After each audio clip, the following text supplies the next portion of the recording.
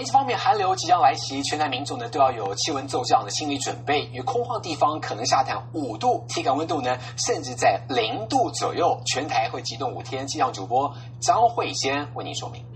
好，没错，我们即将迎来最强一波的寒流了。而这波寒流来说呢，它会是渐进式的寒流。首先，我们要先带大家来看一下今天的天气状况了。今天呢，主要是受到这个锋面接近的关系，因此啊，从今天下午开始就变天喽。在北部地区的民众可能会感受蛮明显的，因为部分的地区都已经开始降雨。我们先来看一下这定量降水预报图，您会发现说，从今天的8点到晚上8点来讲，雨势是逐渐的增加。包含在东部地区，还有在台北的地区，都有一些雨。新闻是说会有霸王级寒流，目前还没有什么感觉，但是我觉得为了安全起见，就是我今天就没出门，就是在家里附近的，下午可能在家里附近的超市补一个礼拜的货。最近开始自己煮，因为我上班的地方是公车可以直接到我家。对，然后就变成说我可以直接下车，就不用在中间下车去买饭吃，就直接在假日的时候，礼拜天假日的时候到超市去买1个礼拜的食材，就自己煮这样。对，然后最近也买了一个新的锅子啊什么的。对，因为自己煮是没有比较便宜，但是后来想说就是省时间了，就在家里煮这样，不用说中间下班之后就还要再去买外食再回家，这样就比较回家的时间就会拉长，这样就不好。当然就是我自己是比较不喜欢骑车的，虽然说很多同事都用骑车的方式，但是因为骑车的方式比较冷，就是比较冷的话又下雨的话，就会就是一个挑战嘛，就是你下雨天就会很想请假第二就是比较危险，所以我尽量就是能不骑车我就不骑车。对，然后上班我自己认为是能不要骑车就不要骑车，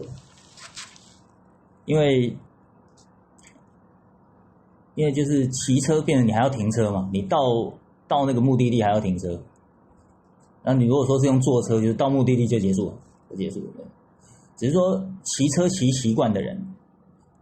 他就比较没有办法忍受等车，他就是一结束他就要事情一办完，或者一工作一结束他就要马上，机动性比较强，马上就要回家，或是那个到超市什么，或是他到要去买东西才买，他就不想要等车。我是采买，因为是要直接不要大包小包，所以采买我是骑车，但因为都在家里附近就还好，比较安全。那如果说是上下班，或是我跟人家约比较远的地方，通常我就坐大众运输工具，捷运啊、公车那种。就是我觉得台湾的那个停车格的问题，就机车你很难一格一车。你刚买的时候你一定想要一格一车嘛，但是因为久了一定被人家移车啊什么的，我是觉得不合理啊。就是你有些地方是公家的车位，公家车位机车格它一天跟你收一次20，你只要不要移动一次20，那一次20它都收钱了，为什么不能一格一车？为什么还要被什么1格2车，什么2格3车这样？为什么要被移车？就是我也觉得很奇怪，明明机车就是别人的嘛。你为什么可以去动别人的车？很奇怪。所以就变成说，如果说我是在上班要停超过8小时，或是我去外面玩要超过8小时，我就尽量不骑车，因为你停一个格子超过8小时，你回来很高的几率会被移动。对被移动，搞不好被硬插，然后就被刮到。所以我就觉得这样就不太合理，所以我后来基本上去比较远的地方，或是要停比较久，我就不骑车，除非它是有固定的地方，例如说你上班的地方，它是室内，然后它是有固定停车格，1格1车，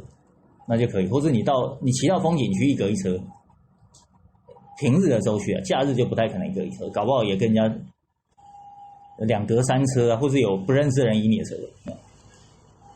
很奇怪啊这样，所以我是不太喜欢这样，所以